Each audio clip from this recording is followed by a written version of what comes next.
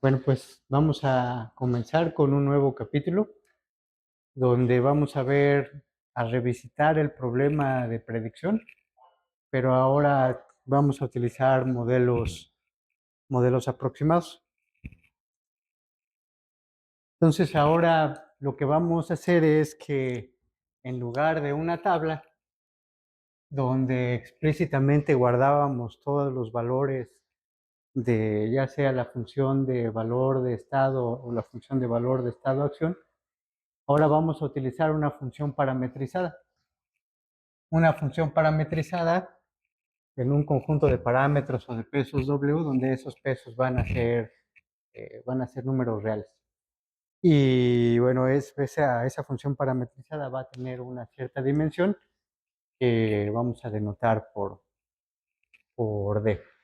Y bueno, y lo que vamos a querer, o nuestro objetivo es que esta función parametrizada, que aquí está denotada por B gorrito, aproxime a la función tabular BPI de S, ¿no? Entonces, de hecho, aquí podríamos también ponerle pi para denotar que estamos intentando aproximar la función de valor de cada uno de los estados bajo una política pi, ¿no? Y bueno, y por eso es que, bueno, y esa es la política on policy de la que habla el título de la que habla este título de segmento, el título de este capítulo.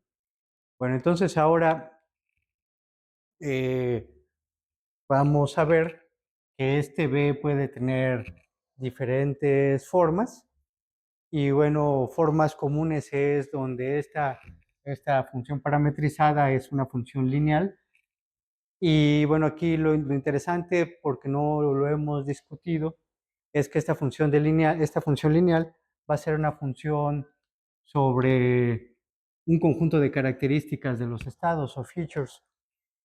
Hasta ahora lo que habíamos estado haciendo es que veíamos a los estados, que los estábamos como que conceptualizando a esta tabla, casi como identificadores, ¿no?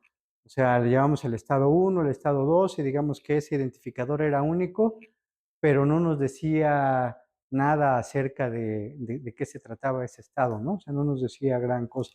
Por ejemplo, en el caso de los juegos, cada uno de esos estados era una posición en el tablero, pero pues ya, ¿no? O sea, nada más era identificar esa posición en el tablero que a priori no tenía ninguna información adicional, ¿no? O sea, eran las diferentes formas en las que puede estar el sistema, ¿no?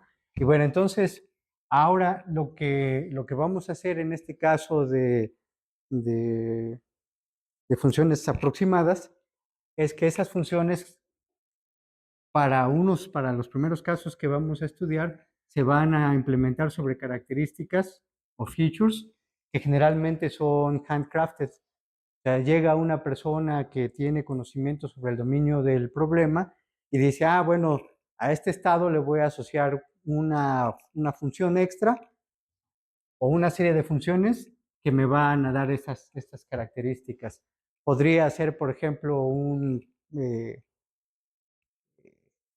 pues digamos que alguna propiedad del Estado que nosotros identificamos que es relevante para el comportamiento de nuestro sistema. Vamos a verlo un poco más adelante. Pero bueno, esta es una de las razones en las que, por las que digamos que primer alternativa no es tan poderosa, ¿no? Porque depende de que a un humano defina cuáles son las características importantes. Entonces, el aprendizaje no va a ir más allá de eso, ¿no? Bueno, también vamos a poder tener otro tipo de función, estas no lineales, como podría ser una red neuronal. Para el caso de las redes neuronales profundas, les vamos a poder sacar provecho a esa capacidad de descubrir o identificar o de generar características también como parte del proceso de aprendizaje. Entonces, digamos que esto va a liberar o digamos que amplificar el poder de la infraestructura que tenemos de Reinforcement Learning, por esa capacidad de detectar o de generar características de manera automática a partir de lo que va, de lo que va viendo.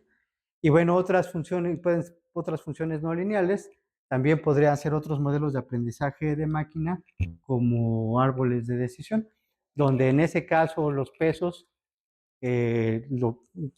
lo que definirían son esos puntos de decisión que van definiéndome el árbol de decisión, ¿no? O sea, los pesos que me definen si cierta característica vale menos que este peso, entonces de este lado del árbol, y si no, de este otro lado del otro árbol, ¿no?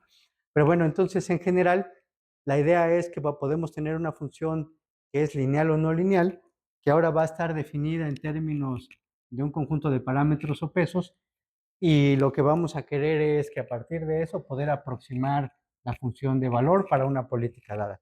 Ahora, si estamos utilizando estas funciones aproximadas, típicamente vamos a encontrar que el número de parámetros o la dimensionalidad de ese vector debe ser bastante más pequeña que el conjunto de estados, ¿no? O sea, porque esa es una de las razones por la que estamos introduciendo esta variante aproximada, ¿no? Porque el conjunto de estados o el conjunto de estados-acciones es demasiado grande para poder explícitamente tener guardados los valores para cada uno de ellos. Entonces, ahora a partir de un conjunto de parámetros mucho más chiquito, lo que vamos a querer es aproximar ese valor. Ahora, hay una propiedad importante que nos va a forzar, o que vamos a obtener casi que de manera forzada, pero también deseada, por esta característica de que la dimensionalidad de- del modelo parametrizado sea menor que el de estados. ¿Cuál se imaginan que sea? Ahora vamos a o estamos buscando describir a la función con muchos menos parámetros que el tamaño del espacio de estados o de estados-acciones. Entonces, ¿qué va a suceder? ¿Qué debiera de suceder de manera natural? Si lo miran acá, o sea, si lo miran en si revisamos otra vez nuestra función de estado-valor, o sea, lo que tenemos es que para cada uno sea, si esta es mi tabla B de pi, lo que tenemos es que para cada estado, pues vamos a tener un valor real, ¿no? Que es esta cosa, déjenme ponerle así tal cual B de S, ¿no? Y cada uno de ellos tiene, cada uno de los estados tiene su valor explícito, ¿no? En esta función. Y bueno, entonces dijimos que esto es de tamaño cardinalidad del conjunto de estados, o si esta fuera la función Q, tendríamos el conjunto de estados por el conjunto de acciones, ¿no? Entonces ahora lo que tenemos es una forma mucho más compacta de intentar especificar esta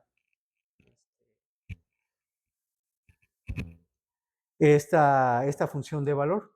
Pero entonces a lo que nos va a forzar es hacer generalización. O sea, como no vamos a poder tener parámetros que explícitamente me definan cada uno de los posibles valores que puede tomar, entonces al menos algunos de ellos van a tener que estar descritos como que de manera conjunta o interrelacionada por ese conjunto de parámetros.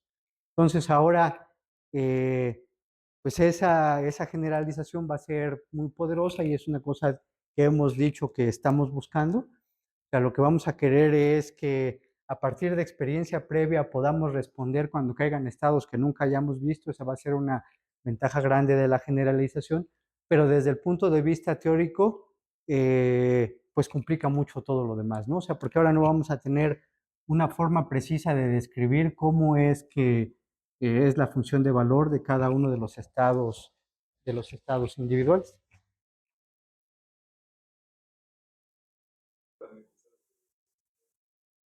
A lo que se refiere con parametrizado, muy buena pregunta. ¿Qué era lo importante que tenía que explicar? Y no expliqué?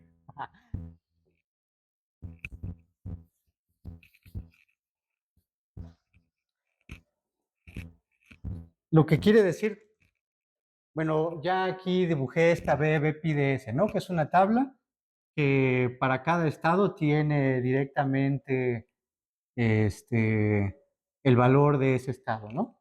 o estado-acción. Entonces, ahora lo que tenemos aquí es que este BPDS ahora va a ser una función cuyo valor depende de depende de este vector de parámetros. Entonces ahora lo que vamos a tener un par de cosas, o sea, vamos a tener características o features del estado. Entonces, piensa que vamos a tener, por ejemplo, feature 1 sobre el estado y así deben ser más o menos las mismas. Bueno, no más o menos, deben ser las mismas. Feature D sobre el estado. Y además, por otro lado, vamos a tener, o sea, tenemos este vector de características y también vamos a tener un vector de pesos, desde W1 hasta WD. Ahora, esta función se va a calcular en términos de estos valores, de estas características y de estos pesos. Entonces, es parametrizada porque vamos a poder tener diferentes valores dependiendo de los diferentes pesos que podamos tener. Entonces, un conjunto, dadas unas características fijas, un conjunto de pesos me define una función en particular. Entonces, si cambio los pesos, me va a cambiar los valores que me genere esa función. Y entonces, estos parámetros me definen o me van a definir esos valores si es que tengo fijas estas características. Ahora, lo que decía en los 3 puntitos de acá es que podemos tener diferentes sabores. Por ejemplo, si tenemos una función lineal, ¿cómo se van a relacionar esos vectores? Exactamente, va a ser el producto punto de esos vectores. Y si son otras cosas pues más complejas, voy a hacer esa función más compleja. Pero a final de cuentas, digamos que si dejamos fijo ya la forma en cómo calculamos la función y las características, que es como regularmente pasa, lo que me va a definir los valores que me va a entregar esa función aproximada van a ser estos pesos o parámetros. Y de hecho, cuando planteemos este problema de calcular la función aproximada como un problema de optimización, este vector de parámetros me va a definir nuestro espacio de búsqueda en el problema de optimización. O sea, aquí es donde nos vamos a mover para intentar encontrar la función B gorro que aproxime a la función B. Entonces se llama función parametrizada porque típicamente fijamos a las características y la forma en que se calcula la función y esto es lo que se va a mover, o sea, va a depender de estos parámetros. ¿Sí? Ahora, gracias ahora a son parámetros. Y bueno, que aquí estamos llamando pesos, pero son los parámetros. Serían, por ejemplo, los pesos en las redes neuronales.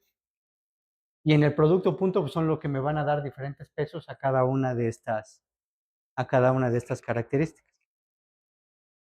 Y como decía en una o la otra, en el decision tree, que lo que hace es ir particionando las decisiones que va tomando el algoritmo, por ejemplo, de clasificación.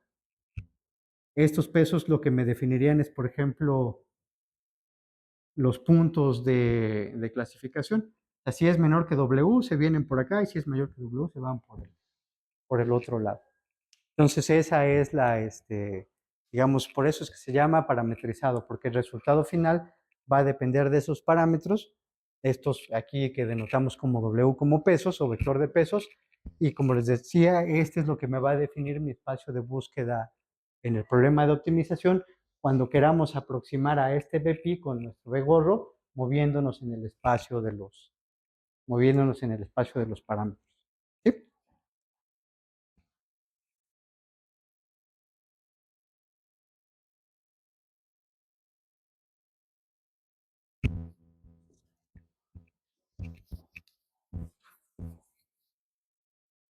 Ahora, lo que estábamos discutiendo es que como hay una manera como más intrincada en que se están relacionando los estados a través de sus características y sus pesos, esta forma paramétrica de calcular la función de valor nos va a imponer este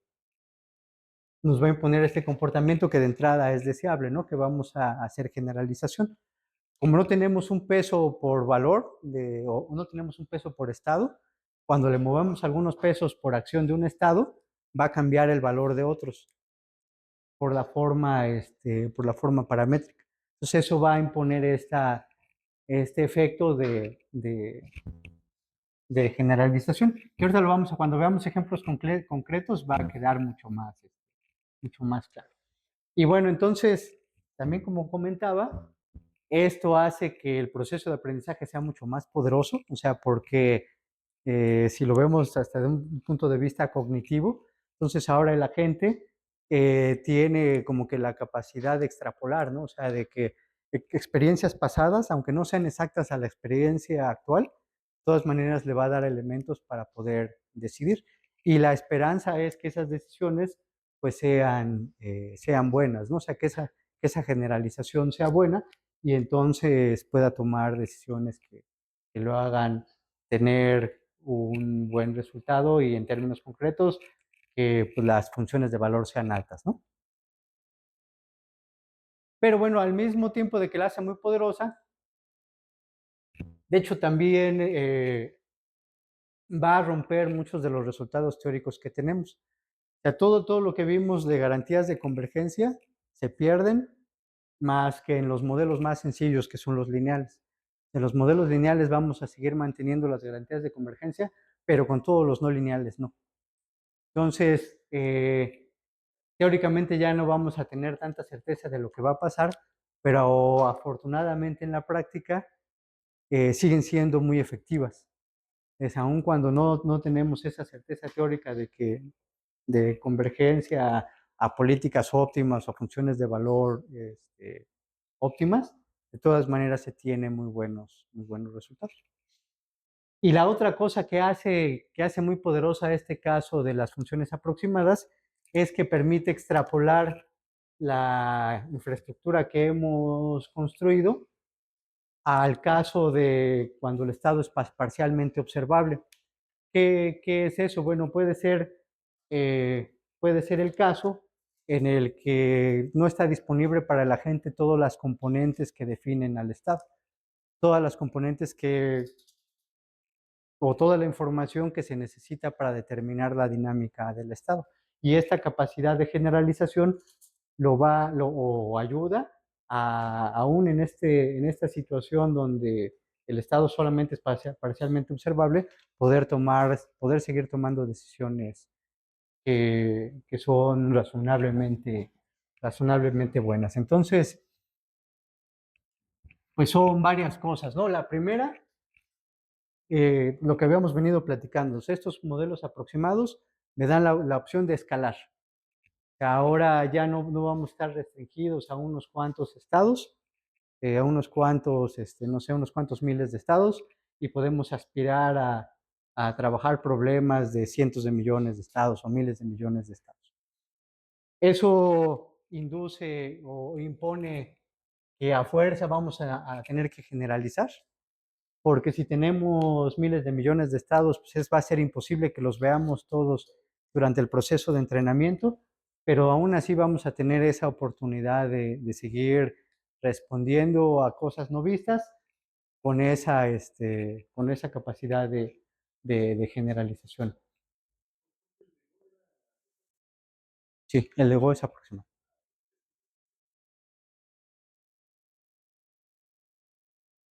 Así es, o sea, y aún así juega bastante bien. Bueno, al menos lo suficiente para ganarle a los humanos. O sea, muy probablemente está muy lejos de ser un jugador óptimo, pero le alcanza para ganar a los humanos. Y es un muy buen apunte, ¿no? Cuando hablamos de que, aun cuando se rompen las garantías teóricas, eh, en la práctica, como son problemas extremadamente complejos y en realidad las alternativas son pobres, pues estas soluciones en muchos casos son state of the art o lo mejor que se conoce para resolverlos.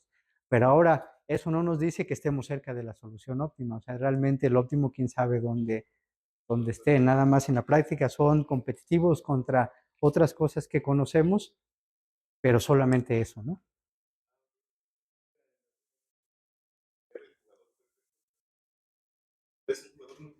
Bueno, y si quieres más que muy bueno, es un jugador mejor que los humanos. Pues, qué tan bueno sea eso, pues quién sabe, ¿no? Bueno, pero ese es, digamos que en términos concretos es eso, ¿no? Y les decía, o sea, cuando estamos hablando de esta discusión en la práctica, de eso es de lo que estamos hablando, o sea, de que las soluciones que encontramos con estos métodos son, en muchos casos, la mejor conocida, pero no tenemos certeza o no tenemos certeza de qué tan lejos estamos del verdadero óptimo, y en otras aplicaciones tampoco tenemos certeza que una maquinaria que haya sido exitosa en un caso también lo sea en otro. O sea, porque hay un montón de propiedades ya del problema que pueden hacerlo más bueno o más mal. O sea, digamos que se entra en ese terreno mucho más incierto. Pero bueno, entonces, regreso, o sea, bueno, escalable, bueno, generaliza, bueno, me da una herramienta para moverme al caso de estados parcialmente observables. Malo, con excepción del caso lineal, perdemos todas las garantías de convergencia y casi todos los resultados teóricos dejan de mantenerse, ¿no? O sea, ya no se mantiene. Pero bueno, pues es un buen trade-off en la práctica lo que estamos haciendo. Bueno, entonces vamos a comenzar a estudiar esta aproximación de funciones de valor en el caso más sencillo y luego nos empezamos a mover un poco a los casos más interesantes, más complejos. Entonces, el caso más sencillo, me estoy adelantando un poco, se va a dar cuando nosotros tenemos una actualización, nosotros tenemos una muestra de, del return en nuestra interacción con el ambiente y resulta que esa muestra me da el valor de ese estado, dada la política. Ese es como que el caso ideal, ¿no? O sea, en el que veo un retorno para un estado y ese es exactamente el valor. ¿En qué situaciones eso sucede? Exactamente, en el caso determinista, ¿no? En el otro son muestras que eventualmente convergerán al verdadero valor esperado, pero una sola no me da el resultado correcto, ¿no? Entonces, vamos a comenzar estudiando eso. Pero bueno, el caso en el que con uno solo ya lo hacemos. Pero bueno, ahorita vamos nada más, primero vamos a poner notación y entonces vamos a denotar con ese flechita U como el evento en el que recopilamos una muestra del valor de un estado, de un estado U. Eh, como ejemplo de las cosas que hemos visto, una de esas muestras podría ser el retorno Monte Carlo, ¿no? Que esa muestra del retorno Monte Carlo nada más es una muestra del valor del estado, no es el valor exacto, ¿no? Pero bueno, esa sería una muestra. Otra muestra sería el retorno temporal difference para el caso de n pasos. Y bueno, nada más para acordarnos, ¿qué trae aquí adentro este? ¿Qué es el retorno temporal difference para el caso de n pasos? El n-step temporal difference. Exacto, ¿no? O sea, aunque aquí adentro tiene n rewards explícitos, con la corrección de la función de valor del último estado en el que caímos, ¿no? Bueno, estas podrían ser estas muestras o son de hecho muestras del valor de un estado que podemos ir recopilando conforme vamos interactuando con el ambiente, ¿no? Que es lo que hemos estado haciendo hasta ahora. Ahora, lo que comencé diciéndoles es que me adelanté, pero lo primero que vamos a estudiar es cuando una muestra es suficiente para tener el valor de la función, pero en general no tiene que ser así, ¿no? Entonces, lo que vamos a hacer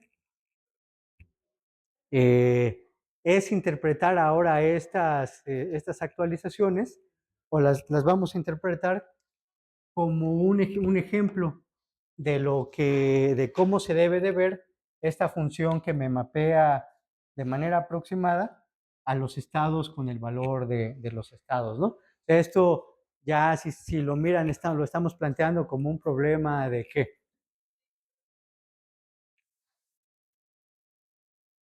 ¿Mande?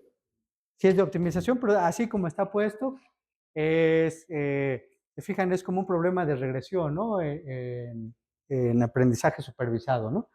A donde tenemos muestras de lo que debe, de cómo se debe comportar la función que estamos queriendo generar, ¿no?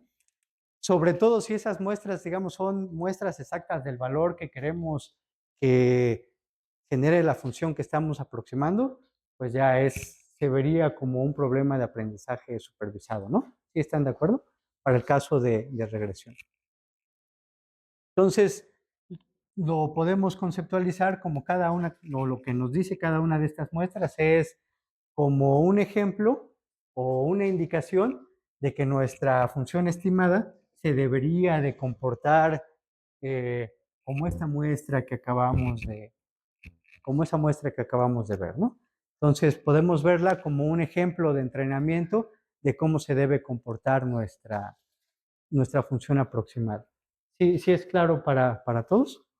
Entonces, o sea, nosotros tenemos nuestra función aproximada ahorita en la modalidad que ustedes quieran.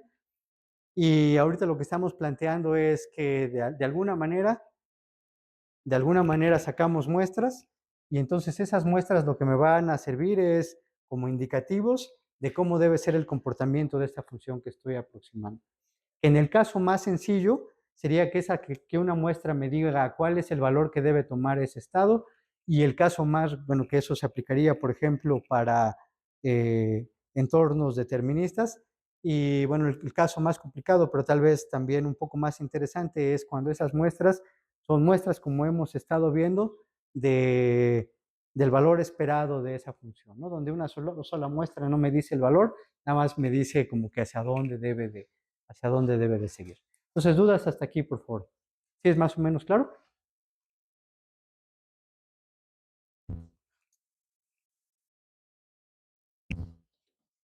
Bueno, ahora eh, hay que resaltar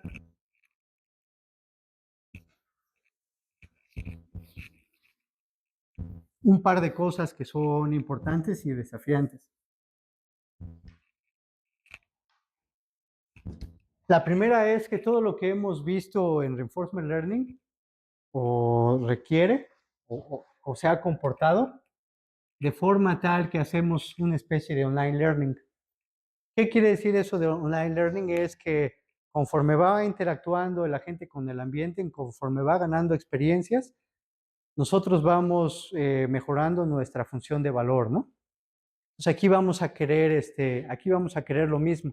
Lo que vamos a querer es que conforme vamos adquiriendo datos, conforme vamos observando muestras del comportamiento de las funciones de valor, lo que vamos a querer es que nuestra función aproximada también vaya mejorando, pero vaya mejorando de manera incremental, ¿no? O sea, que pueda caerle una nueva muestra y la puedo procesar para mejorar mi estimado. Cae una nueva muestra y la mejoro para procesar mi estimado, ¿no? Entonces, es una de las características. Ahora, la otra cosa que de hecho fue una limitante eh, por bastante tiempo es que puede ser que nuestro proceso de aprendizaje sea inherentemente no estacionario.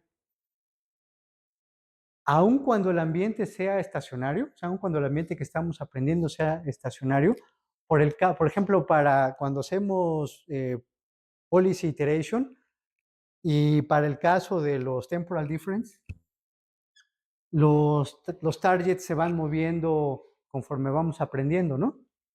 ¿Eso por qué?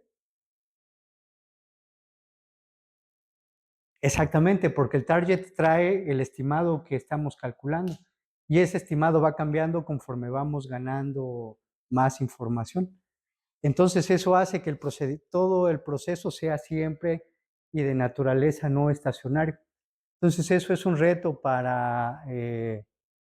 ese es un reto para los algoritmos de optimización que están detrás del aprendizaje de los modelos parametrizados. Ahorita igual nada más también guárdenlos así como unos warnings de cosas que tenemos que revisar y cuando veamos los modelos concretos van a aparecer y voy a hacer énfasis en eso, ¿no? Pero bueno, son las dos cosas que caracterizan a este cálculo de las funciones aproximadas, que ese cálculo debe ser en línea y que es en esencia no estacionario, ¿no? O sea, es un proceso que va, conforme vamos adquiriendo información, van cambiando las muestras que vamos obteniendo, ¿no? Sobre todo para el caso temporal difference. Bueno, entonces ahora lo que ya para ir de manera concreta, lo que vamos a hacer es plantear el problema de optimización.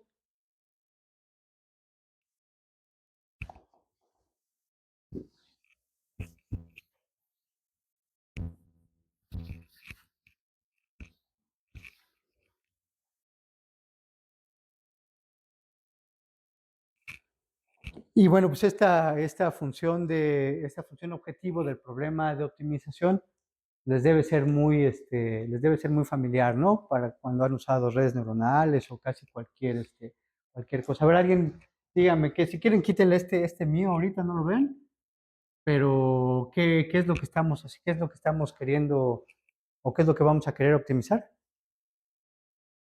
Exactamente, el error cuadrático, ¿no? O sea, o lo que dice que vamos a querer hacer es que nos vamos a mover en el espacio de los pesos, en el espacio de los parámetros, de forma tal que los valores que me regrese mi modelo parametrizado se acerquen lo más posible a la función, a la función de valor estado verdadera, ¿no? Entonces, este va a ser de entrada el problema de optimización con el que vamos a estar, con el que vamos a estar jugando. Y bueno, pues por ejemplo, el mismo que la función de pérdida de las redes neuronales cuando estamos queriendo hacer regresión, ¿no? O sea, es exactamente lo mismo. Ahora, aquí nosotros, ¿sí es eso claro para todos? O sea, lo que tenemos es una función de valor aproximada que depende de estos parámetros W. Entonces, lo que vamos a querer hacer es encontrar los parámetros W que me minimicen esta distancia para cada uno de los estados, ¿no? O sea, lo que quisiéramos es que esto valiera cero, ¿no? Esa sería la optimización perfecta, ¿no? Que mi aproximador me diera exactamente lo mismo que me da la función de valor, ¿no? Ahora, en este caso, para el problema de aprendizaje por refuerzo, nosotros vamos a introducir desde el principio esta ponderación mu, que se refiere a una distribución sobre el espacio de estados. También así de manera temprana, ¿de dónde creo o por qué creen que eso sea importante? ¿Qué estamos introduciendo aquí? Estamos haciendo énfasis en algo de lo que discutimos hoy y que de alguna manera hemos discutido a lo largo de la clase.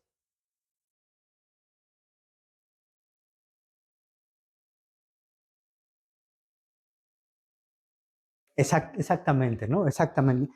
Ya te fuiste un paso adelante, pero digamos que lo que me dice es que le puedo dar prioridad a los estados que yo quiero. Ya después va a ser a los estados más listados, ¿no? Son los que voy a querer. Pero bueno, ¿y eso por qué? ¿Por qué es importante aquí? Porque recuerden que hay un chorro de estados, ¿no? Estamos pensando ahora que vivimos en un mundo de cientos de miles de millones de estados, ¿no? Entonces, hay unos de esos que probablemente porque no salen con alta probabilidad, no me va a importar que mi función aproximada los aproxime mal. O en otras palabras, si yo identifico que hay un estados que son importantes, me va a interesar que esos sean muy bien aproximados.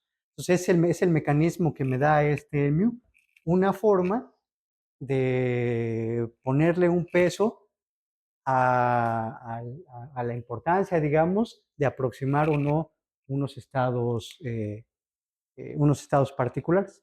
¿Sí? ¿Por qué? O sea, ahí es reconociendo que dada la inmensidad del espacio de estados, pues tenemos que ser inteligentes en cómo vamos a asignar los recursos de cómputo y bueno, eso lo vamos a ponderar con esta mu, ¿no? ¿Sí? Entonces, ¿qué es lo que dice acá? O sea, esta mu en general es una distribución sobre los estados, suma 1, y lo que nos dice es qué tan importantes son, ¿no? Qué tan importantes son para nuestra aplicación. Entonces, que en los que son muy importantes, el problema de optimización vamos a querer que minimice su error, y en los que no, pues igual hasta pudiera no importarnos, ¿no? Unos que valgan 0, no importa que estemos lejos. ¿Sí? ¿Sí es claro para todos? Ahora, aquí en Reinforcement Learning, una de las distribuciones que tienen sentido, pues es la Policy Distribution, ¿no? ¿Qué es lo que había dicho Luis? Sí, sí es Luis, ¿verdad? Luego cambio nombres. ¿Qué es lo que había dicho Luis? ¿Cuáles son los estados en los que me conviene tener buenas aproximaciones? Los que voy a visitar, ¿no? Los que es más probable lo que es más probable que visite. Entonces, una distribución mu que se utiliza típicamente es la Policy Distribution. Y luego vamos a ver que somos bien tramposos, porque además va a ser la que va a poder trabajar de manera natural para el caso de gradient descent. O sea, como que todos se nos van a alinear otra vez los astros para que todo funcione bien. Entonces, sí es claro para todos ahí en términos intuitivos que esto es lo que queremos, ¿no? O sea, que como no podemos aproximarlo todo exacto, pues entonces vamos a querer definir que unos estados son más importantes que otros, y una de las formas de asignar importancia podría ser utilizar a la distribución en policy para definir este mu, ¿no? Lo que me dice esa distribución en policy es cuál es la probabilidad de caer en los diferentes estados, dado la política que estamos utilizando, que en este capítulo es la función de valor relacionada con esa política, ¿no? Entonces tiene sentido por donde lo veamos, ¿no? Entonces ahora aquí dice que para tareas continuas, esta es la distribución estacionaria sobre pi, y vamos a ver cómo se calcula, pero primero vamos a ver la más difícil, que es la para tareas episódicas, que también es fácil.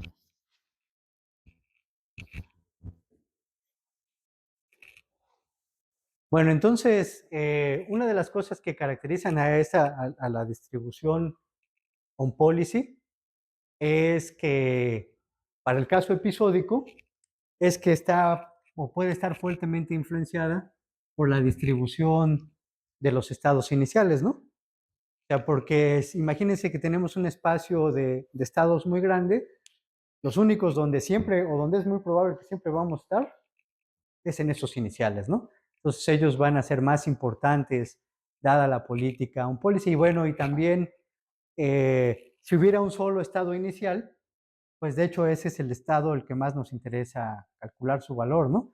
Lo que quisiéramos ya después es la política que haga que el valor de ese estado inicial sea, ¿qué?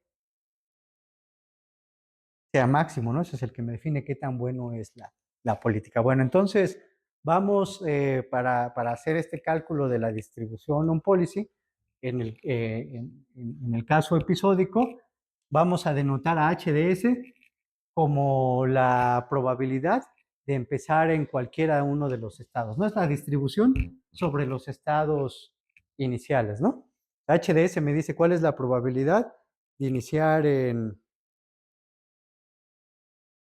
cada uno de los estados. Y bueno, y ¿cómo se llama este? Este ETA-DN nos va a decir el número de pasos que pasamos en promedio en cada uno de los estados. Entonces, lo que vamos a poder definir es estas ecuaciones de balance, donde el número de veces que voy a caer en el estado S va a ser igual al número de veces que inicio en el estado S más ¿qué?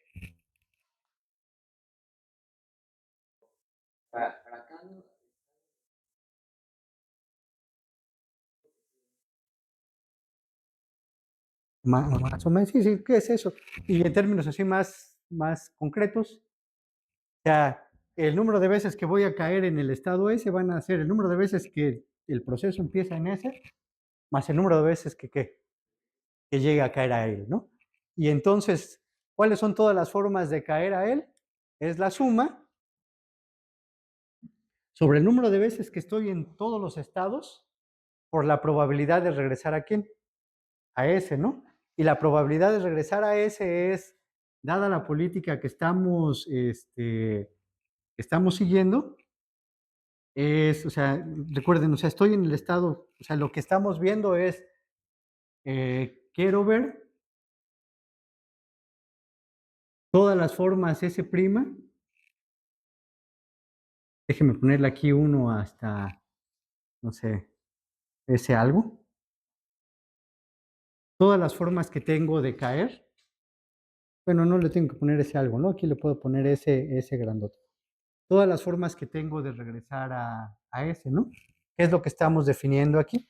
Sobre todo, todos los estados, las veces que caigo en esos estados, y luego es la probabilidad de transicionar a quién,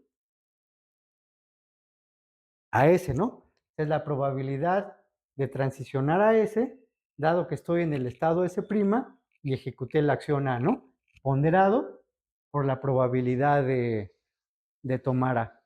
¿Sí están de acuerdo? O sea, eso en los que están familiarizados con las cadenas de Markov se parece a las balance equation, ¿no? Son todas las formas de llegar a los estados y es muy intuitivo, ¿no? El número de veces que caigo en un estado es el número de veces que empiezo, más el número de veces que voy a llegar a él a través de otros estados. Entonces ya si tenemos, si resolvemos este sistema de ecuaciones y tenemos estos números, pues la distribución on policy ya nada más la podemos calcular así, ¿no? Que es el número de veces que caigo en él normalizado sobre quién, del total de todo, sobre el total de todos los estados, ¿no? De veces que caigo en todos los estados. ¿Sí les hace sentido? Muy bien. ¿Cómo sería para el caso continuo? No, el caso continuo no es continuo de continuo, sigue siendo discreto, de que sigue, cuando continuo es de que sigue hasta infinito, ¿no?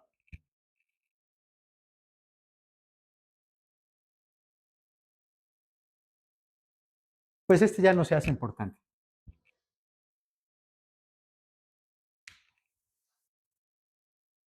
O sea, ya lo que va, la distribución estacionaria nada más está dada por las veces que caigo a través de los otros estados. ¿Sí están de acuerdo? Bueno, entonces nosotros igual si conociéramos la dinámica del ambiente, podemos calcular esta distribución, distribución on policy, ¿no? Pero bueno, digamos que ahorita lo importante nada más era como que entenderla, identificarla y pues continuar con nuestro estudio de esta cosa. Pero como les decía, hacia adelante se van a alinear los astros y no la vamos a tener que calcular, ¿no? Solita va a resultar, mira, sale esto que queríamos, es lo que va a salir, es lo que vamos a tener sin siquiera hacer nada. Entonces, dudas hasta aquí. O sea, ¿qué es lo que tenemos? Lo único que hemos planteado es la función objetivo de nuestro problema de optimización, ¿no? Que es minimizar el error cuadrático medio de lo que nos dice nuestra aproximación con respecto al valor verdadero de la función Bpi. Y como les decía, ahorita este primer problema de optimización, vamos a suponer que tenemos acceso a Bpi. Entonces, es el caso pues más sencillo, ¿no? Y el otro énfasis es que en este problema de optimización lo ponderamos con una distribución que me dice qué tan importante es aproximar bien a ciertos estados y después dimos esta propuesta para mí, ¿no? Que es la on-policy distribution, ¿no? Que me importa más aproximar bien los estados en los que es más probable que caiga. ¿Sí es claro hasta ahí? Y bueno, ¿y cuál dijimos que si es la función objetivo y cuál es el espacio de búsqueda? Los parámetros, ¿no? Los valores de W. Nuestro problema de optimización se mueve en los valores de W para lograr, ¿cómo se llama? Minimizar eso. O sea, recuerden que estamos planteando del hecho de que esta función B está definida en términos de features, pero que están fijas, ¿no? O sea, están fijas una vez que tenemos el problema de optimización. O sea, unas características que alguien diseña, que alguien define, que van ahí fijas. Y bueno, entonces lo único que se va a mover son ese vector de parámetros, ¿no? Es lo que nos vamos a mover en nuestro problema de optimización. Tenemos que encontrar valores de estos Ws para que esta función se minimice. Pues ahora recuerden que este W es un vector de pesos, ¿no? De tamaño D, que dijimos que típicamente debe ser mucho menor que el tamaño del espacio de estados.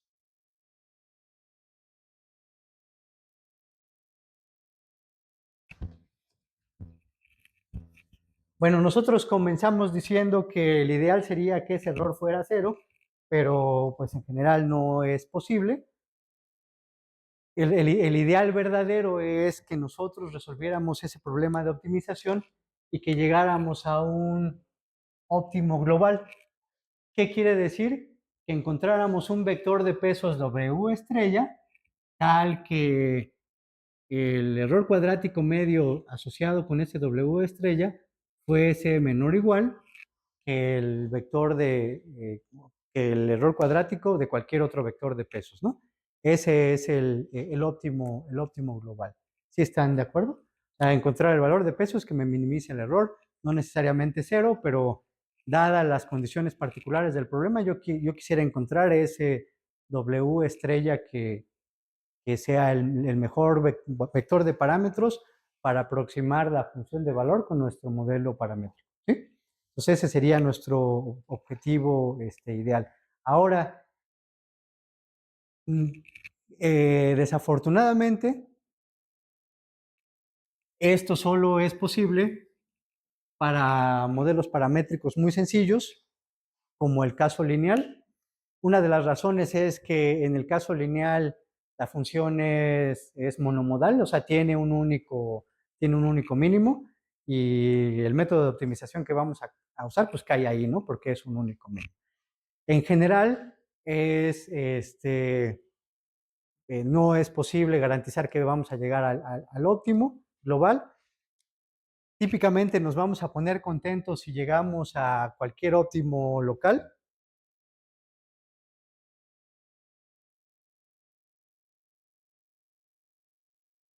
Pues aquí dice, no encontraba el local. Un óptimo local, ¿no? O sea, típicamente con que podamos garantizar que nuestro problema de optimización se va a quedar en un mínimo local, ya estamos lo suficientemente contentos, pero desafortunadamente hay muchos casos en los que los métodos divergen y pues nos dan puras cosas así muy locas, ¿no? Entonces, el, cuando utilizamos modelos más complejos que los lineales, ¿no? Entonces, las garantías teóricas, como les decía, se van a mantener en los modelos lineales, se pierden cuando utilizamos cosas no lineales, pero paradójicamente en la práctica, cuando logramos establecer bien las condiciones para el proceso de optimización en los modelos no lineales, como las redes neuronales, se tienen muy buenos resultados. Pero de entrada es importante tomarlo con un grano de sal, ¿no? O sea, saber de que es un problema complejo y tener presente que una solución que haya servido en un contexto no necesariamente va a servir en el otro, ¿no? Hay un proceso de búsqueda y de ajuste de varias cosas. Pero bueno, entonces lo que queremos es encontrar el vector de parámetros que me minimice B. Sería muy chido si podemos encontrar el óptimo global. Solo se va a poder para el caso lineal. En general nos vamos a poner contentos si nos quedamos con un óptimo local. Y bueno, aún así hay muchos casos en los que ni eso se puede obtener, ¿no? No hay garantía de que el método va a converger a, a una cierta distancia de algún óptimo local. Y bueno, pues vamos a seguir. Y bueno, una de las razones de eso es que el método de elección es como que el más simple que se le pueda ocurrir a uno, ¿no?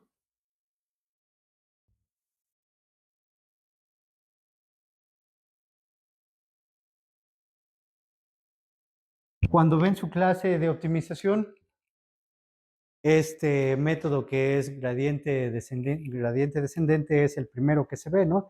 Y dice, bueno, pues si optimiza, está medio tarugo, pero, ¿mande? No, no, no ustedes, el método.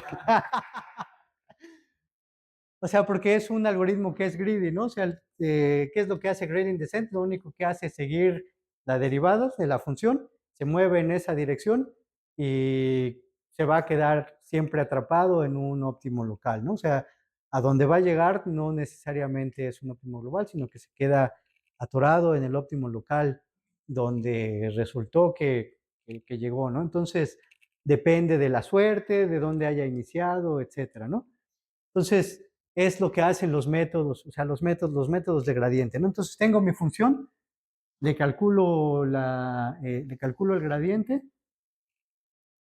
o sea, digamos, tengo mi función, si esto, o mejor imagínense, tengo mi función, es una sábana n-dimensional, le calculo el gradiente y si es de minimización, como en este caso, camino en la dirección contraria, ¿no? En otras palabras, ¿hacia dónde va para abajo la colina? Hacia allá voy, ¿no? Pero como es de esperarse, eh, puede ser o es muy fácil el caso en el que me quede atrapado en un óptimo local si nada más sigo al gradiente, ¿no? Entonces así es como funciona, pero bueno, bueno, aquí en estos problemas de optimización de aprendizaje automático, con que lleguemos a uno de estos ya nos ponemos contentos, ¿no? Y muchas veces funciona muy bien. Y luego hay un montón de cosas locas que hacemos para mejorar esto. Y luego podemos, bueno, no locas, sino creativas para mejorar esto. Pero bueno, entonces el gradiente descendente eso es lo que hace, ¿no? Entonces tenemos una función, en este caso, que depende de nuestro vector columna de pesos, y lo que vamos a hacer es calcularle el gradiente para movernos en esa dirección. Y esa es la razón por la que vamos a necesitar que esta función, nuestra función paramétrica, sea diferenciable. Entonces, porque si no fuera diferenciable, no podríamos calcularle el ¿qué? El gradiente, ¿no? Si el gradiente se puede calcular porque la función es diferenciable, ¿no? Entonces, las funciones que escojamos, si queremos utilizar gradiente descendente, esta cosa tiene que ser diferenciable. Y bueno, entonces ahora, en este caso de utilizar el método de gradiente descendente, pues vamos a empezar a jugar, ¿no? Y vamos a suponer que las muestras que observamos, como les decía, son de hecho muestras de la función de valor que queremos aprender. Es que es el caso más sencillo, ¿no? Que tal vez se dé para entornos deterministas en las que con una sola muestra ya encuentro el valor, ¿no? Pero ahorita como vamos de manera incremental en la complejidad, estamos suponiendo que de alguna manera tenemos acceso a muestras verdaderas de cómo se debe comportar la función de valor. Ahora, esta cosa que nos estamos poniendo súper fácil, de todas maneras no es tan sencilla porque, o sea, de todas maneras no es tan sencilla porque recuerden que dado que tenemos menos parámetros que estados, pues tenemos que generar una forma o tenemos que imponer una forma de generalización, ¿no? De todas maneras de todas maneras tiene su chiste.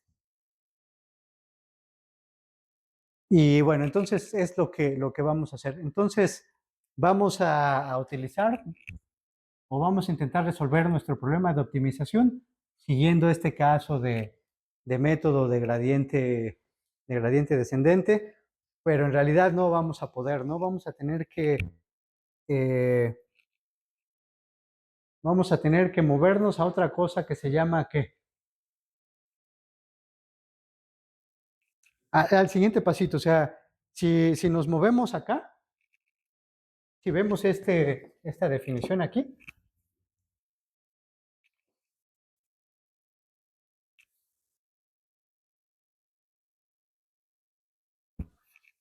Si quisiéramos hacer gradiente descendente sobre este, ¿qué tendríamos que hacer?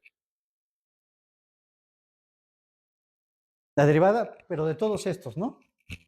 Para sobre todos los estados. Y pues eso está complicado, ¿no? Porque de hecho hay estados en los que no vamos a tener información, etcétera. Entonces a lo que vamos a recurrir es a lo que se llama como gradiente descendente, pero estocástico. Y entonces en el gradiente descendente de estocástico, ¿cómo funciona? ¿Quién me ayuda?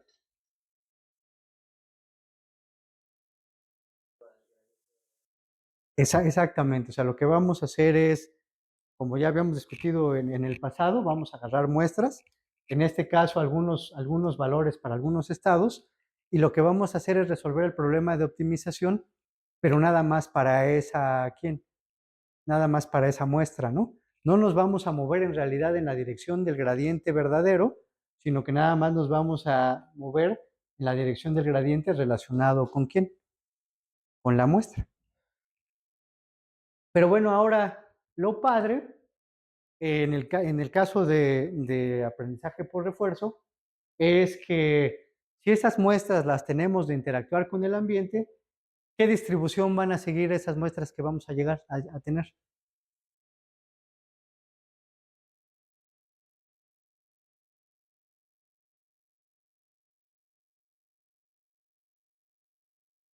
Vamos a sacar muestras que nuestra interacción con el ambiente y cada una de esas muestras las vamos a utilizar para, utilizando gradiente descendente estocástico, optimizar nuestra función. No óptimas, pero una de las cosas padres es que si estas muestras las vamos obteniendo de interactuar con el ambiente, esas muestras siguen una distribución particular, la de on-policy, ¿no? Van a seguir la distribución on-policy. Entonces, de hecho, las muestras que nos van a ir cayendo van a seguir la distribución que queríamos, la distribución mu. Entonces, vamos a ir obteniendo muestras con esa distribución y así es como vamos a irnos aproximando el gradiente verdadero. Pero pues está padre porque gratis, la forma en cómo me llegan esas muestras ya están distribuidas siguiendo la distribución que queríamos, que era la distribución on policy, ¿no? Entonces les digo que otra vez se nos apareció una rosa ahí, ¿no?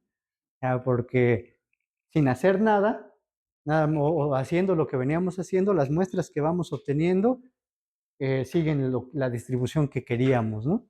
Que es la distribución on policy. Y bueno, entonces, eh,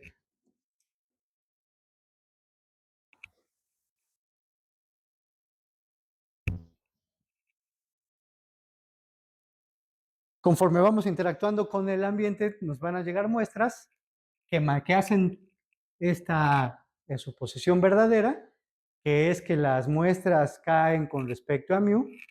Entonces, lo que vamos a hacer es, en lugar de hacer gradiente descendente, vamos a hacer gradiente descendente estocástico. Y como dijo Iván, la diferencia del gradiente descendente estocástico es que no nos vamos a mover en dirección de la derivada completa, sino nada más nos vamos a ir moviendo en la dirección de las muestras que vamos viendo. Entonces, si obtuvimos esta muestra para este estado T, vamos a mover nuestro vector de pesos en la dirección del gradiente, pero nada más relacionadas con con esa muestra. Y bueno, a eso es a lo que se le conoce como el gradiente descendente. ¿Sí les hace sentido? Ahora, esta va a ser nuestra regla de actualización, que lo que estamos haciendo es moviéndonos en el gradiente del error, ¿no? Del error cuadrático como teníamos. Aquí lo único que se ve medio raro es un medio. ¿De dónde salió?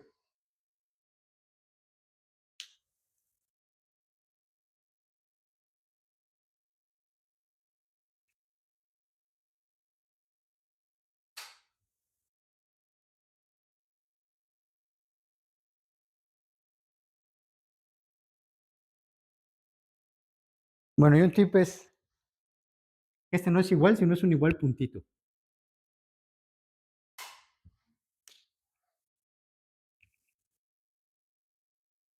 Pues nada más se lo pusimos para cuando la derivada del 2 se caiga, se vaya, ¿no?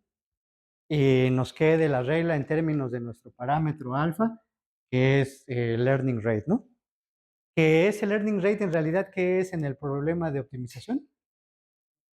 El tamaño de los pasos, ¿no?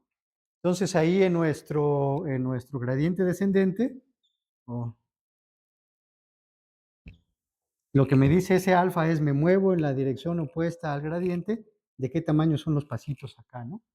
Entonces, si esos tamaños grandes me puede hacer que esta cosa diverja. Si son muy chiquitos, me tardo mucho en llegar, ¿no?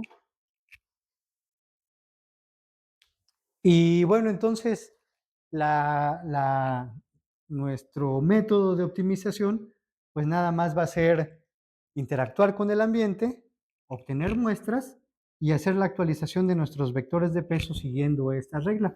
Pero si se fijan, lo único que hicimos fue calcular el gradiente del error de cada una de las muestras individuales. O sea, la diferencia, lo que lo hace estocástico y no gradient descent, es que no es sobre la suma de todos los valores, sino que lo vamos haciendo muestra por muestra y nos vamos moviendo esa dirección, que en el valor esperado debe ser, nos moveríamos en la dirección del gradiente. ¿Sí? Entonces es claro para todos eh, la regla de actualización de la función de pesos. ¿Alguna duda? Bueno, cosas importantes y adelantándome un poco, esta regla de pesos tiene esta forma porque estamos suponiendo que no tiene nada que ver con la regla de actualización, tiene esa forma porque estamos suponiendo que el target no tiene nada que ver con quién.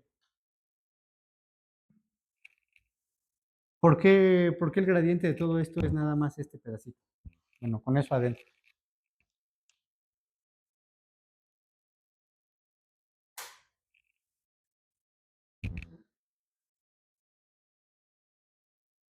Sí, pero ¿por qué me quedó esto igualitito?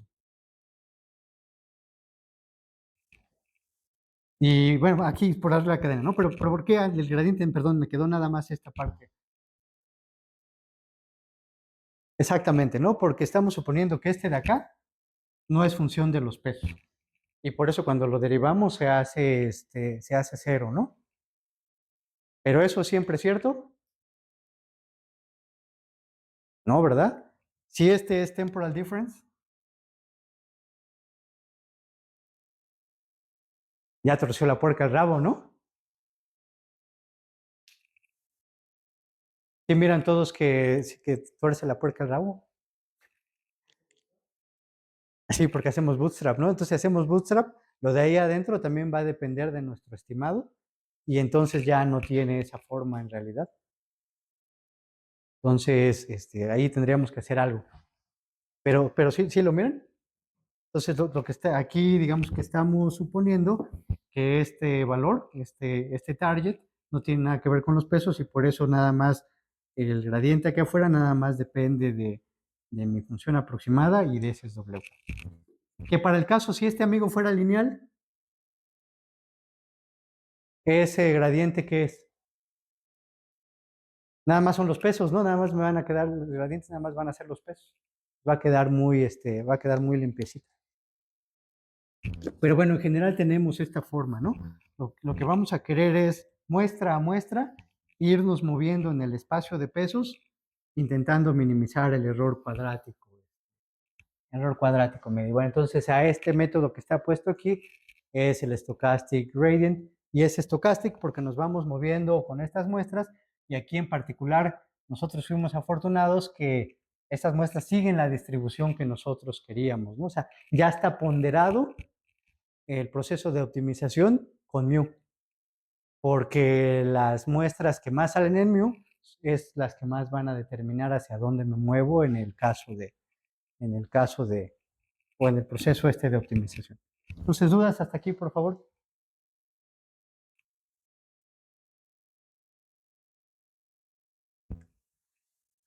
Y bueno, entonces, para el caso lineal, esta cosa tiene garantías de que va a converger a un mínimo global, de hecho. eh, y bueno, para algunos casos también vamos a poder garantizar convergencia a mínimos locales. Y bueno, las condiciones de convergencia siguen las mismas que hemos visto hasta ahora, ¿no? De que los pasos de, deben de sumar a infinito, pero los pasos al cuadrado deben de converger. Eso es para el learning rate. Y bueno, ahora un meme.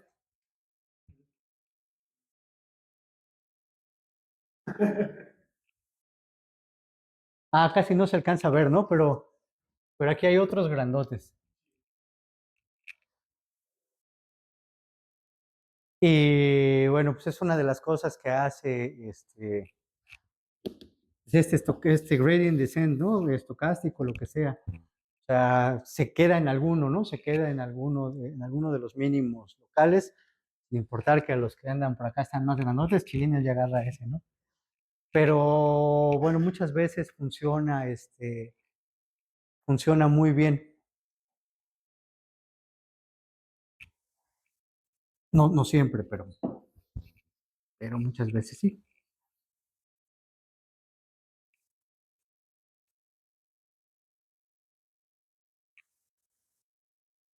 Cuando o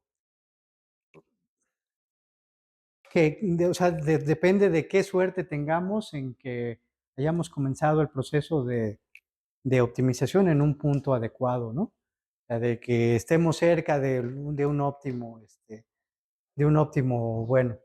Y bueno, hay muchas formas en las que podemos hacer que el proceso de optimización empiece en un óptimo bueno.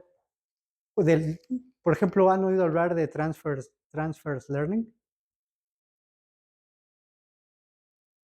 De que tienen redes neuronales que ya están preentrenadas con cosas. Y luego ya nada más ustedes las entrenan más para su problema particular.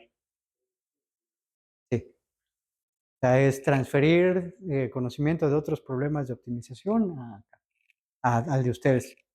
¿Qué relación cree que tenga con esto?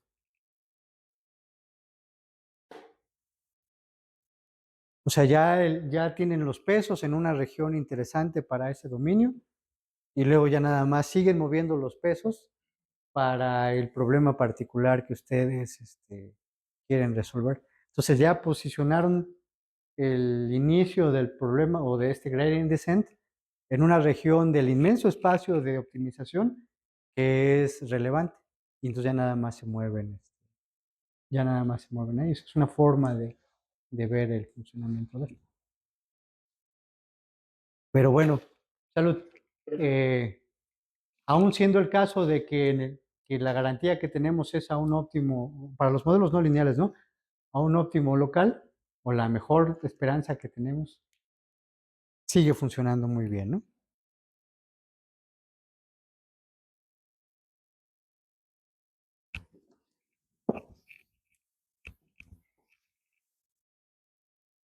Bueno, ahora entonces, eh, quitando su posición,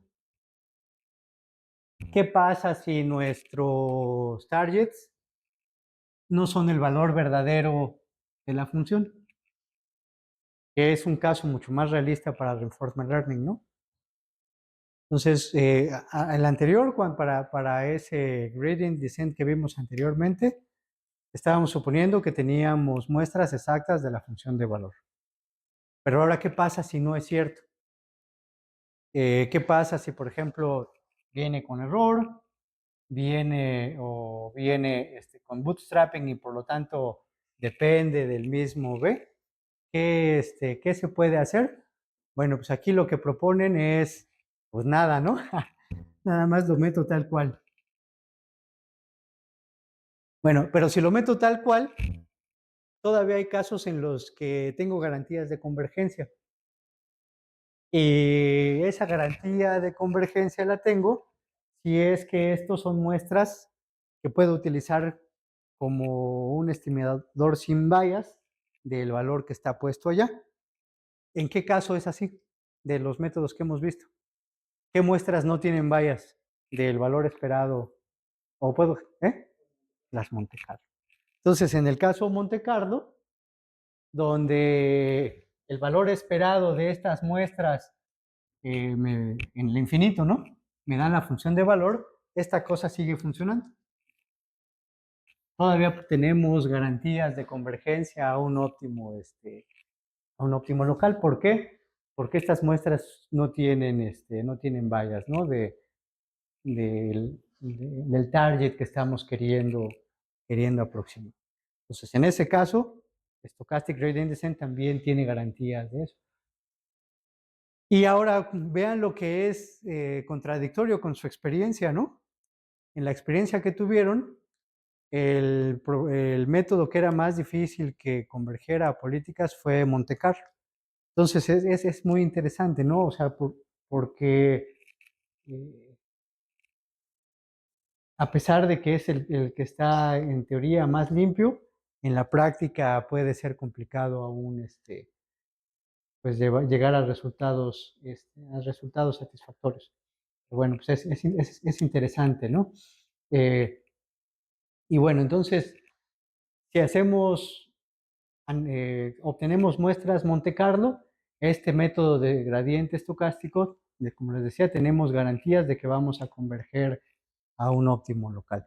¿Y la razón cuál es? La razón es ¿no? O sea, que estos UDTs, nuestras muestras, son estimados sin bias del valor que queremos utilizar.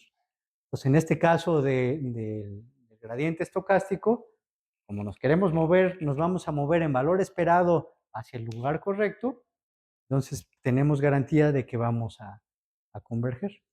¿Sí, sí les hace sentido?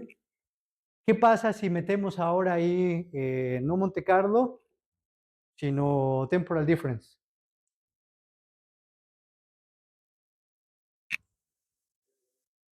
Ya no hay garantías de nada. Entonces, temporal difference, si metemos si cambiamos este de acá por el target temporal difference, ya no tenemos garantías de nada. Pero otra vez, en la práctica muchas veces funciona mejor que Monte Carlo y hay formas tramposas no, formas ingenieriles de resolverlo. Ahorita platicamos, o a ver si, déjame ver qué hay más adelante. Ahorita que lo veamos. Bueno, entonces, ya con esto, nuestro algoritmo Monte Carlo de gradiente descendente estocástico para estimar una función de valor es esta cosita chiquitita.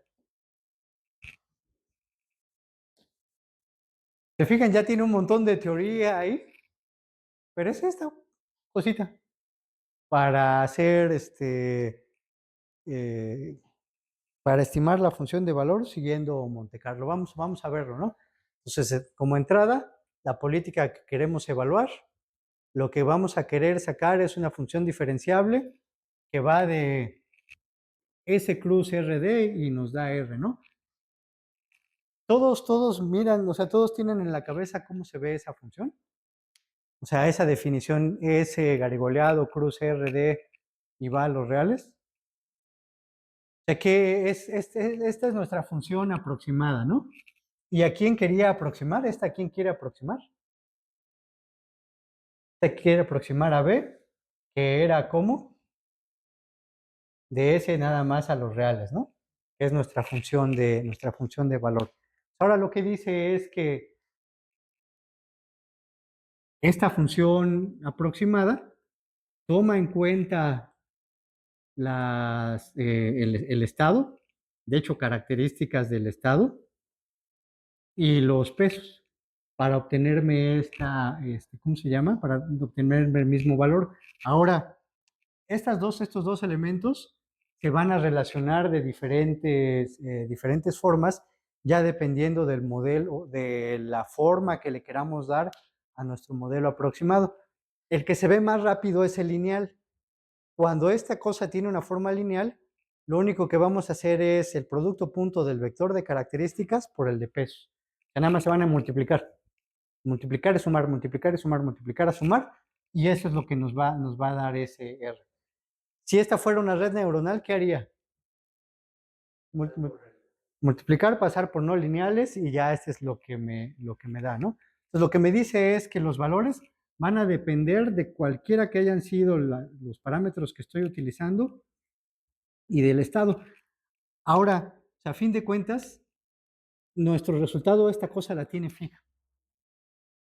Lo que queremos es entregar una B que sea buena, y lo que vamos a estar buscando es cuáles son los valores de nuestro vector de parámetros que me hagan que se acerque a este de allá, ¿no?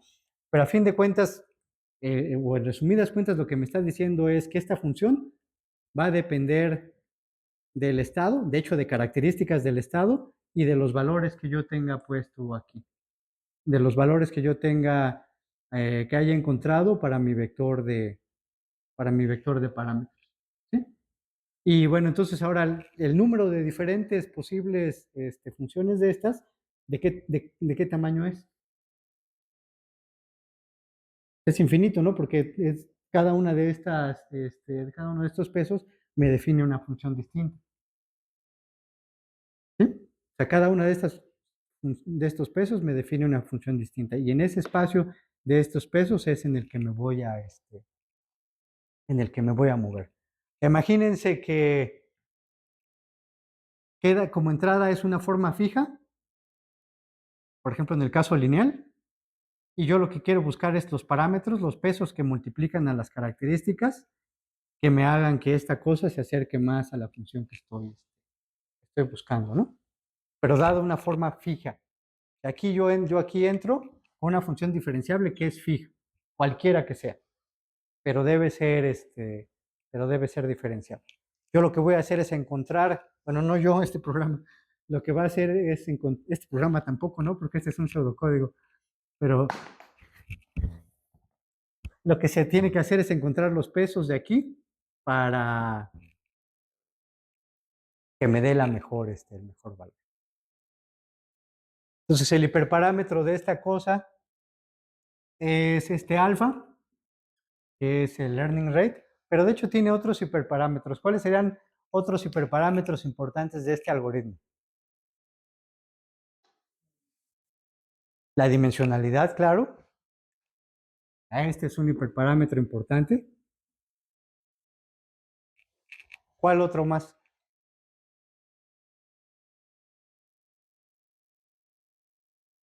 Que aquí está puesta como entrada, ¿no? Pero en realidad este amigo también, o sea, puede verse como un parámetro o como un hiperparámetro, ¿no? O sea, la forma de la función me va a definir el comportamiento de mi cosa, ¿no? Entonces, bueno, ahí está puesta como tal, como parámetro, pero bueno, es una de las cosas que me definen el comportamiento. Entonces, me dice que puedo inicializar mis pesos de manera arbitraria, por ejemplo, lugar a 0, pero bueno, si alguien me diera unos pesos buenos de entrada, pues igual los pudiera usar. Y lo único que vamos a hacer en este caso Monte Carlo es generar episodios siguiendo la política, y en cada uno de esos episodios, o digamos uno de los episodios, ¿qué voy a hacer?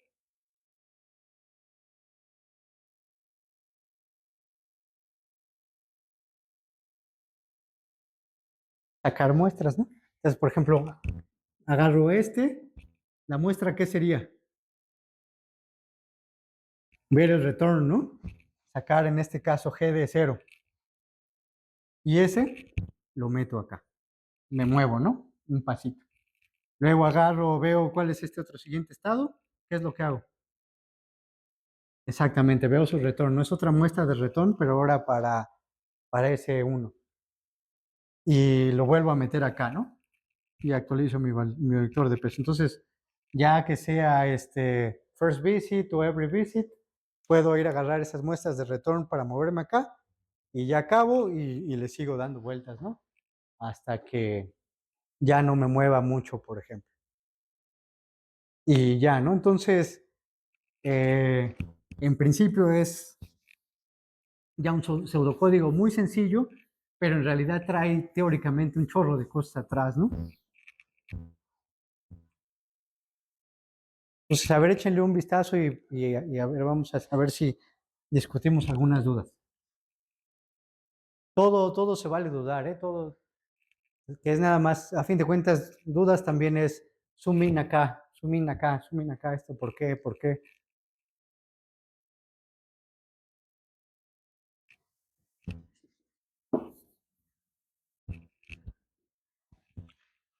Primero, ¿qué problema estamos resolviendo?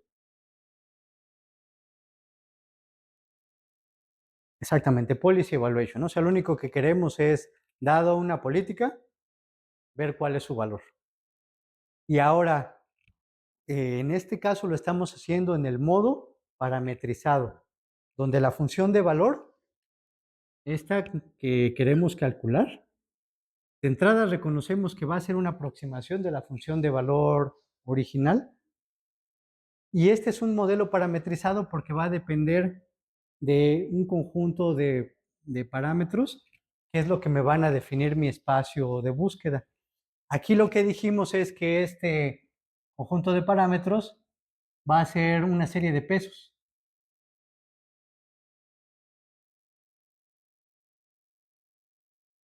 Que lo que voy a querer hacer es encontrar cuál es el valor que deben de tomar esos pesos para que lo que me quede guardado en este B sea lo más parecido a quién, a BP, ¿no?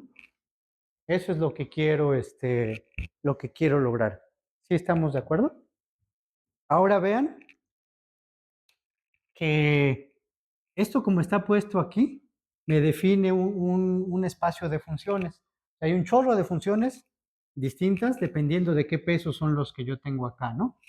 Dijimos, en el caso lineal, lo que tenemos es, aquí de S, tenemos un vector de características. Déjenme ponerle, como decía, f de S, F1 de S, y así hasta F también D de S.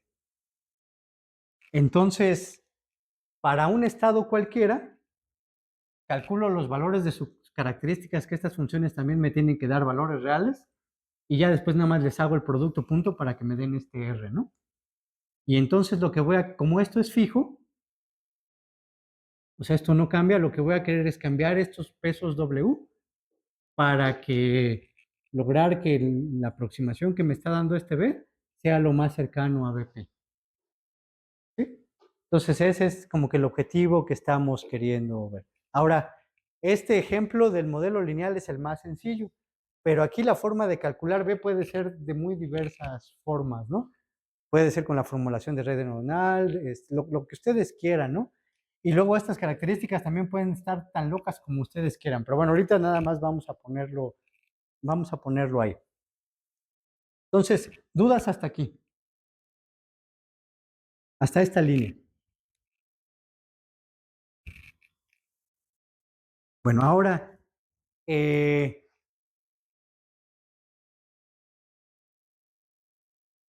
este, este vector de pesos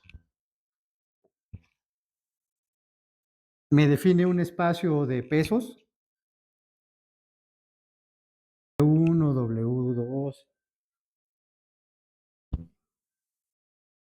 W3, todas las dimensiones que sean, ¿no? Donde lo que vamos a querer hacer, donde nos vamos a mover, lo que nos vamos a querer hacer es movernos en este espacio de valores de pesos. ¿Con el objetivo de qué? De que nuestro cálculo de la función aproximada se parezca a la función de valor. Pero la cosa está interesante por varias razones, ¿no? Bueno, la forma en la que vamos a tener, eh, bueno, déjenme hacer el cuento. Comenzamos discutiendo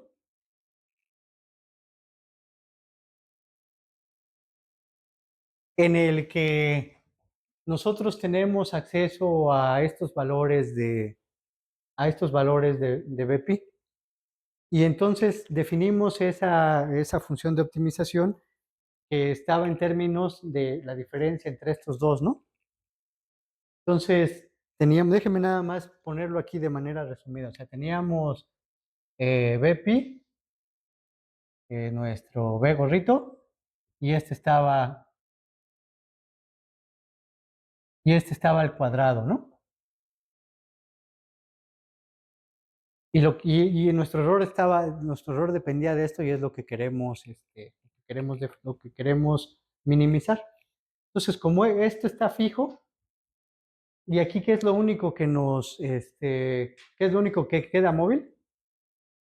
Los pesos, ¿no? Los pesos de este B. Entonces, ahora, esta función, en el mejor de los casos, o sea, o si fuéramos tuviéramos los recursos de todo, la podríamos ver aquí, dibujada en el espacio de pesos, ¿no? Entonces, es una función n-dimensional o d-dimensional que me define que, si es esa la que estoy graficando, el error, ¿no? O sea, para los diferentes valores de los pesos, me dice qué tan cerca está la función que estoy queriendo encontrar de la que estoy queriendo aproximar, ¿no? Y al lugar a donde yo quisiera llegar es ¿a dónde? Exactamente, ¿no? Al mínimo global, ¿no? Que aquí en mi dibujo gacho es este que está puesto aquí, ¿no? Yo quisiera llegar ahí en esa sábana que depende de los pesos, donde esta función es la función de error. Entonces dijimos, si, si quisiéramos resolver el problema de optimización con todos los elementos, lo que en cada uno de estos puntos, lo que podemos hacer es calcular el gradiente de esa función de error y movernos en la dirección directamente que me lo minimiza, ¿no? Paso a pasito, pasos de tamaño de este alfa. Y bueno, eventualmente quedar atrapado en un mínimo local, como sería el caso acá, ¿no? Pero resulta que aquí en el caso de Reinforcement Learning, en realidad ni siquiera tenemos acceso a eso. ¿A qué tenemos acceso? Pues algunas muestras, ¿no? Entonces ahora lo que vamos a hacer es decir, generamos un episodio y entonces ahora aquí, si sumo las recompensas que están de aquí a allá, esta es una muestra del return G0. No es en realidad el verdadero valor o sea, no, G0 no es el verdadero valor de B de S0, ¿no? Que es el que yo utilizaría para hacer la minimización. Solo es una muestra.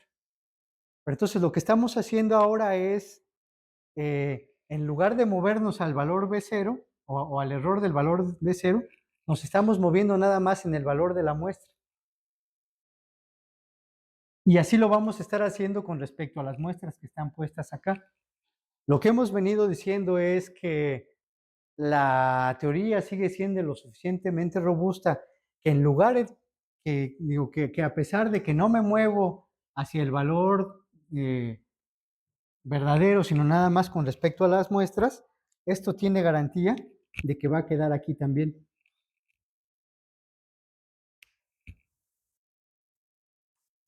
Y eso, digamos que es todo, eso es lo que queda reflejado en este pseudocódigo. O sea, nos movemos en la dirección que nos dan las muestras, no en la dirección del valor del valor del estado, porque no tenemos acceso a él. Entonces, después de un chorro de estas, con buena suerte, nuestro proceso va a quedarse en un punto tal que los valores de estos pesos me minimizan el error cuadrático que hemos estado viendo. ¿Cuál fue el insumo aquí o qué es lo potente? Es que son estas muestritas Monte Carlo.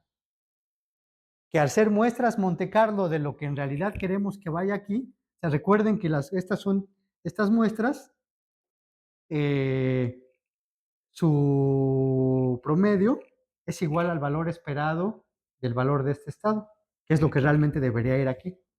Pues como esto no, y son muestras sin vallas, como estas son muestras sin vallas, este caminante aleatorio tiene todavía garantías de llegar. La otra cosa que estuvo muy chida es que estas muestras además las obtenemos siguiendo la política un policy mu.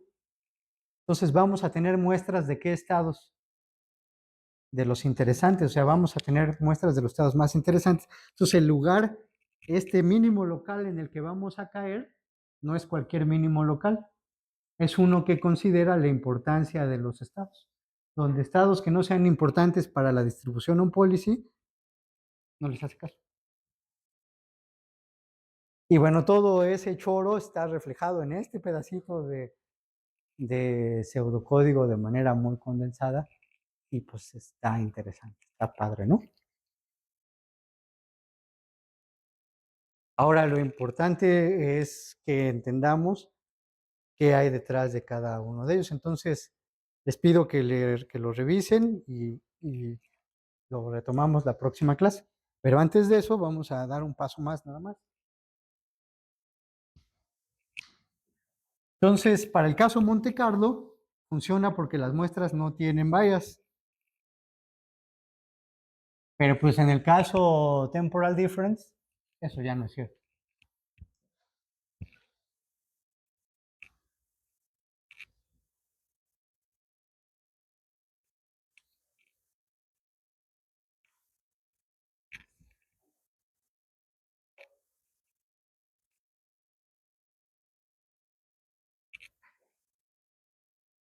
Y bueno, entonces, si utilizamos esas muestras que no son, que sí tienen bias, ya no vamos a tener un caso de gradiente descendente, o sea, se dice que no es un gradiente descendente verdadero.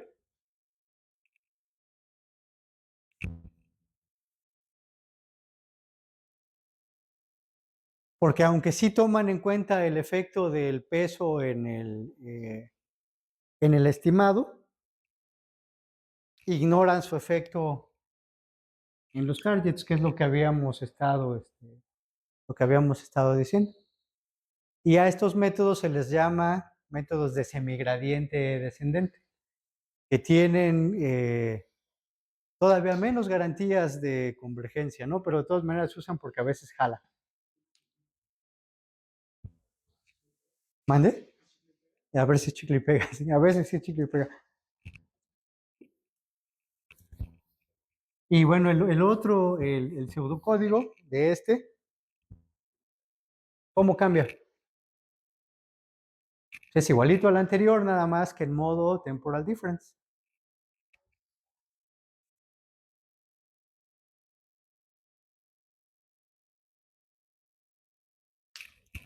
Y bueno, pues esto ya está mal porque en realidad pues este no es el gradiente de esto, ¿no?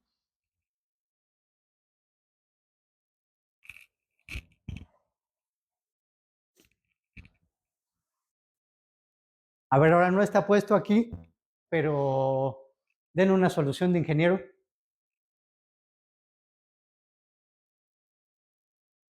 Que es también una de las contribuciones que lograron que funcionara el Atari. Ese algoritmo que presentaron en Nature, los de DeepMind, resuelve ese problema, bueno, no resuelve, pero lo ataca de una forma así a la ingeniero. Entonces, ¿cuál es el problema, no? Que esta cosa depende de este. ¿Cómo le harían? Así a la mala, que no dependa, ¿no? Pero para que no sea así tan arbitrario, lo que hicieron fue agarrar unos pesos viejos. Se agarran unos pesos viejos, se quedan fijos y siguen el procedimiento. Después de un tiempo, ya agarran los pesos actuales, los ponen así, los dejan fijos y siguen el procedimiento. Es así muy este, a la ingeniería, ¿no? Pero dio un empujón al desempeño. Eso fue en el caso con redes neuronales. Entonces lo que tenían son dos redes neuronales.